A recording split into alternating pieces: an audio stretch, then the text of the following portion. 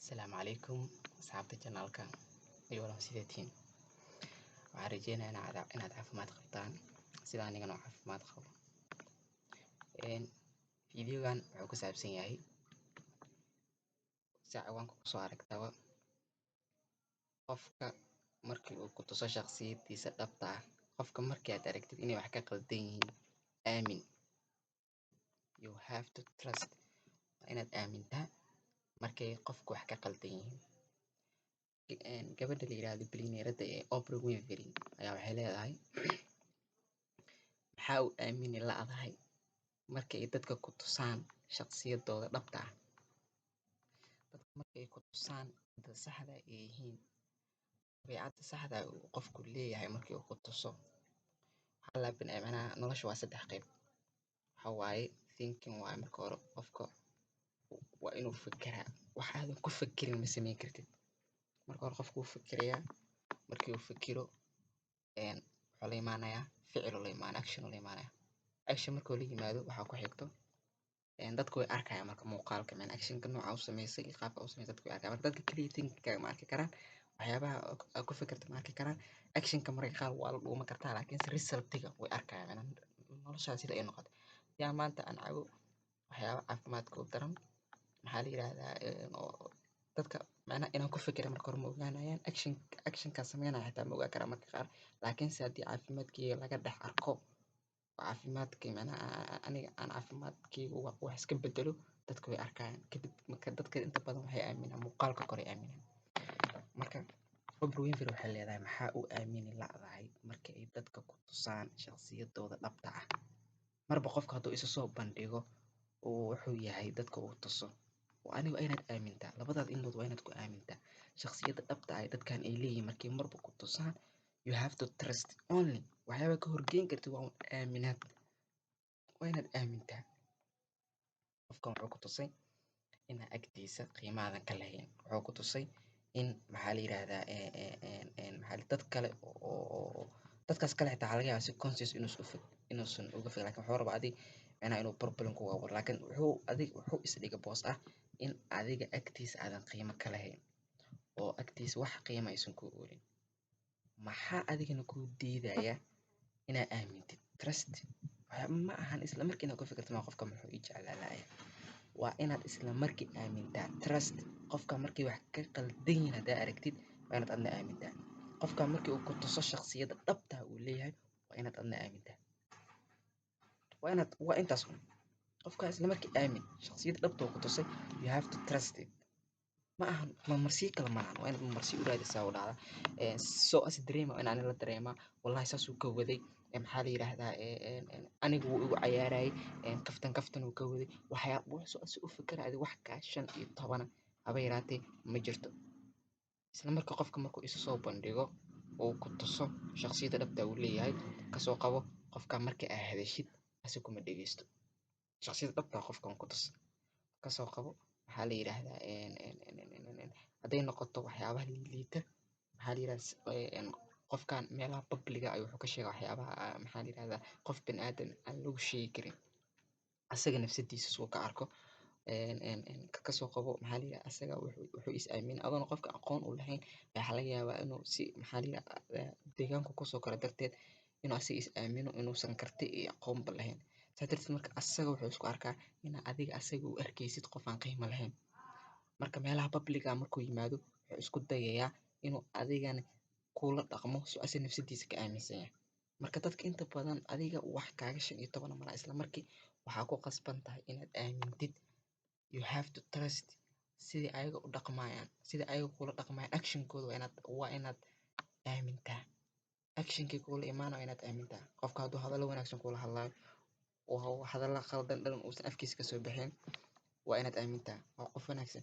Qofka hadduu hadalla qaldan ku hadlayo ficilo qaldan ku dhaqmayo marmarsiyo kale ma jirto oo aad dib u kaa raali gelinayo iyo maxaa la yiraahdaa excuse la sameynaa iyo waxyaabahaas oo dhan meel iska dhig. Qofka waa inaad mar aamintaa haddii uu asaga isu soo bandhigay. Adiga asaga ma control kartid.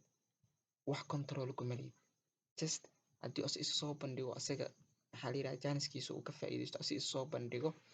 You have to trust as they do si ayaga u sameeyaan actionka waa inaad adigan u aamintaa. ciwaankan intaas raba inaan kaga hadlo. saa ciwaanka hore kusoo qor waxaan dhahay markaad aragtid qofka inay wax ka qaldan yihiin aamin. labadaad indhood ku aamin. Trust inaad aaminsantahay qofkan wuxuu sameynayo, siduu u sameeyey, siduu u fakeray, saas u sameeyey. marka dadka inta badan mamarsiyo waxaasi dadka u sameeyaan. qofkan problem kugu abuurayo mamarsiyo inaad u sameysid maxaa ka faa'iiday? inaad nafsadaada asagtiisa maxaa u bahdishid oo dhahdid qofkan saasuu ka waday, qofkan wallahi billahi taala in asaga maanta o dhan soo kaga hadlay. marka qaar waxaa arkaysaa qofkan kaasi kaftan uu ka wadaa, problem inuu kugu abuuro rabaa. laakiin asaga wuxuu sugaa in adna problem ku abuurto sugaa. fiiriya wuxuu is yiri ma haddaa qofkan hadal qaldan dhahid asna hadal qaldan uu ku dhahaa. qofka hadduu rabo xitaa ina adiga wax qaldan samaysid oo asaga wax qaldan ku samaysid ha samayn. sababta u samaynaysa maxaa ka faa'iidaysa? sababta u samaynaysa macnaha qofkan xumi waa xumeynaa. qofkan maxaa la yidhahdaa hadal xun uu yiri ay waa cayna. waxyaalahaas oo kale laga fiican asaga wuxuu rabaa inaa caysid. asaga qiimo iskuma haysto. qof qiimo leh inuu yahay iskuma haysto. laakiinse hadda adiga tustid ina asagana soo u dhaqma adna aa u dhaqantid soo asaga rabaa samaysa. actually se adiga rabta maadan samayn. marka adiga waa inaa aamintaa dadkan waxa ay sameynayaan oo ficilkooda mar hadday soo bandhigaan labadaada indhood horta hadday kusoo bandhigaan you have to trust. why you don't trust? Oprah Winfrey speechkeeda haddaad dib u laabatid waxay leedahay sababta uu aamini la-dahay maxay tahay marba hadday dadka ku tusaan sida ayaga u dhaqmayaan shakhsiyadooda dhabta wejiyadooda dhabta markii ay leeyihiin hadday marku tusaan. problemka waxay tahay marka maxaa ka dhalanaya problemka ah haddii aadan aaminin oo maxaa la yidhahdaa aa u aragtid qofka marmarsiyo u samaysid maxaa ka dhalan kara? qodobo badanaa ka dhalan kara. waxaa ka dhalan kara noloshaada problem fara badan inay gasho. waxaa ka dhalan kara qofkan maxaa la yidhahdaa futurekaaga inuu mustaqbal ku yeesho. waxaa ka dhalan kara qofkan thinkingkaaga inuu mustaqbal ku yeesho. waxaa ka dhalan kara qofkan waxyaaba adiga qaali kuga ah inaa xaggiisa geysid adoo excuse u sameynayo kadibna uu ka faa'iidaysto asagana maadaama asaga siduu u dhaqmayo fiir qofkan siduu u dhaqmayo siduu wax u arko ma bedeli kartid ma controlshid. qofkan mar haddii uu aaminay inaadan adiga agtiisa aadan qiimo ka lahayn you have to trust it. the only thing aa haysatid jaanid aa haysatid waxaa waaye inaad aamintid in adiga asaga agtiisa aadan qiimo ka lahayn. okay haddii aadan hal qof oo kaa jeesto ku dhegeysa waa aadan qiimo agtiisa ka lahayn imise qofood boqolaal kumanaan ku jecel meeqa waalid meeqa kasoo arkacay meeqa walaala leedahay. dad fara badan waxaa jira ku jecel oo guushaada jecel haddaad maqantahay la welwela haddaad xanuunsantahay isbitaal ku geenay wax walba oo kula hortaagan problem walba oo ku qabsadana ayaga agtooda wax hataa faraxsantahana faraxsan haddaad murugsantahana ayagana murugaysan. dadkaas ka fikir dadkaasaa haysataa maxaa ku falaysaa qofka marka hal qof keliya hal shaqsi keliya oo ku dhegeysan waayo. marka qofka mar haddii uu ku tuso in maxaa la yidhahdaa shakhsiyadiisa saxda uu leeyahay qof mar haddii uu ku tuso you have only thing ay leedahay waxa waaye inaad aamintid sidaanu u dhaqmay waa inaad aamintaa problemkanuu sameeyey qofkan waa inaad aamintaa trusted. wax kaloo excuse oo leedahay malaha waa inaad ku fikirtaa marka adigana reactiga amaba maxaa la yidhahdaa qofkan hadhow hadday noqoto noloshaada dambe sidee uga fogaan lahayd sidee micnaha mental healthiga uga sii fikiri lahayd. mar haddaa aamintay maxaa ku xigo you have to avoid waa inaad ka jeesataa. the only thing haysato waxaa waaye inaad ka jeesatid qofka. laakiin inaad si u dhaqmaa dad waxaa arkaysaa problemkay kugu furaan ayagana sidoo kale sugaya problemkan inaad ka furtid. anaa qofka xitaa waa iska aaminsan yahay manaa qaabka bulshada usoo koraa xitaa saas ah dagaal kuula soo sameynaa cayna uga aflagaadeyna waxyaaba qaldan uga sameynaa asagana wuxuu rabaa inaa adigana asagana si bedela u siisid xitaa maanta o dhan asagana iska caytam caadi la tahay adiga marka hadduu asagana rabo inaad la caytantid hala caytamin.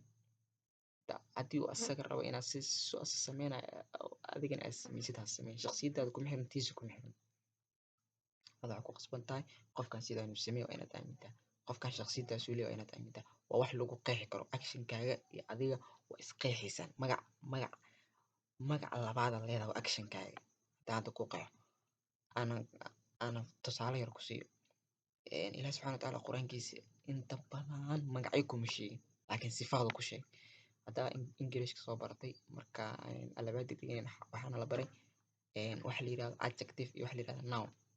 nounka inta badan adi ma lihid waa wax lagu baxsho laakiin adjective aad iskale adjective waa waxyaaba adiga samaysto waa astaan waa sifo adiga aad leedahay quraanka markaa fiirisid marka name dhan kama hadlin adjective oo ka hadlin adjective-ka maxaa kamid ah kaafir oo kale waxaa kamid mujrim oo kale waxaa kamid saariq oo kale waxaa kamid dhaalim oo kale waxaa kamid zaani oo kale waxaa kamid faasiq oo kale waxyaabahaas oo dhan waxaa waaye qofka wixii uu sameeyo ku magac noqdaa qaatil oo kale qofka dila hadduu noqdo dilaa magaciisa ma qofka dilaa magac asaga leeyahay maaha laakiin waa sifo ficilka uu sameeyey ayuu la magac noqday qaatil aa la qofkan waa mujrim ficilku sameeyo oo la magac noqday mujrim aa la qofkan waa zaani ficilku sameeyo la magac noqday zaani oo noqday qofkan waa saariq ficilku sameeyo ku magac noqday saariq oo noqday ficilkaaga marka ficilka aad sameynaysid waa magaca labaad adiga leedahay dadka waxay umalayaan ficilkooda in ayaga ka turjumayn ficilka maxaa ficilka haddaad samaysid ficilka saa adiga tahay uu kaa dhigaa macnaha waa wax lagugu garta waa adjective waa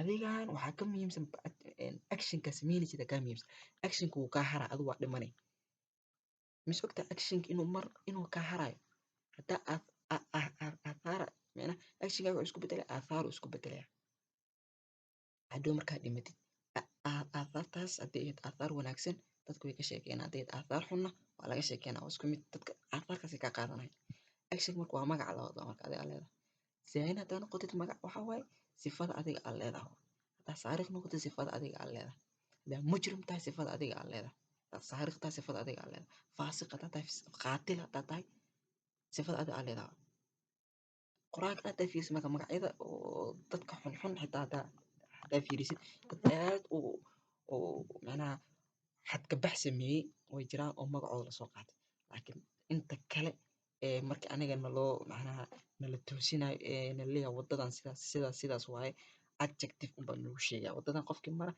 sifadaasuu qaadanaya hadhowna resultkaas soo baxayo sifadan qofkii maro actionka hadduu sameeyo adjectivekaasuu yeelaya sifo noocaasuu yeelaya sifadaas resultkaasaa ka dhalanaya marka inta badan qofka adjectivekiisa actionkiisa waa wax asaga way ka awood badan yihiin nameka adjectivekaaga awood badan adjectivekaaga wuu ka haraya sifada adiga aad leedahay way ka hari aathaari isku bedelay aathaartiina markaad dhimatid weli way taalaa dad badan oo buugaa ka qoray fiiri maanta dunida magacooda iyo aathaartooda midkee baa qaali ah aathaartooda qaali ah magac macnaha just waxaa waaye waa wax lagu garanaa magaci buugga qayb yaroo kaga qoraya magac laakiinse actionkii istaagii iyo qoraalkii ay qoreen buugaagta magac ma ahayn wuxuu ahaa ficilka ayaga sameynayo ficilka ayaga sameynayo buug ku qoray hadda maanta Albert Einstein oo kale Thomas Edison oo kale dadka hadda maanta taajiriinta ah wax magacooda ma ahan wax shaqeynaya ee waxa waaye actionkooda wax shaqeynaya marka actionka adigu ka awood badan yahay wuuna ku qeexaya shaqsiyada dhabta aad leedahay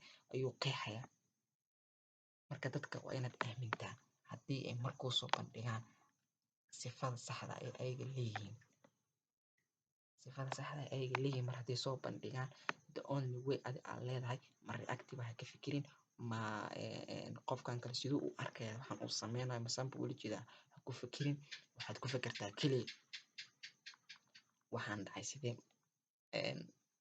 sideen u aaminaa waxaan dhacay waa inaad aaminsantahay waa inaad isla markii aamintaa haddaa mar aamintid qofkan sidaa inuu sameeyey oo asaga ka dambeeyey adiga consciouskaaga wuxuu kuu sheegaa marka go-aan ah inaad qaadatid qofka inaad ka fogaatid mar hadduu consciouskaaga shaqeeyana oo qofka inaad ka fogaatid aad go-aansatid waxaa kaa yaraanayo aathaartaas ficilku wixii uu la aaminsanaa oo ah adiga inaad ku jibtid ayaa kaa harayo mustaqbalkaaga dambena qofkan saameyn kuma yeelanayo adaa mustaqbalkaaga dambe u hoggaansan adaa mustaqbalkaaga dambe go-aankiisa iskale marka fiidiyowga hore waxaan soo sheegay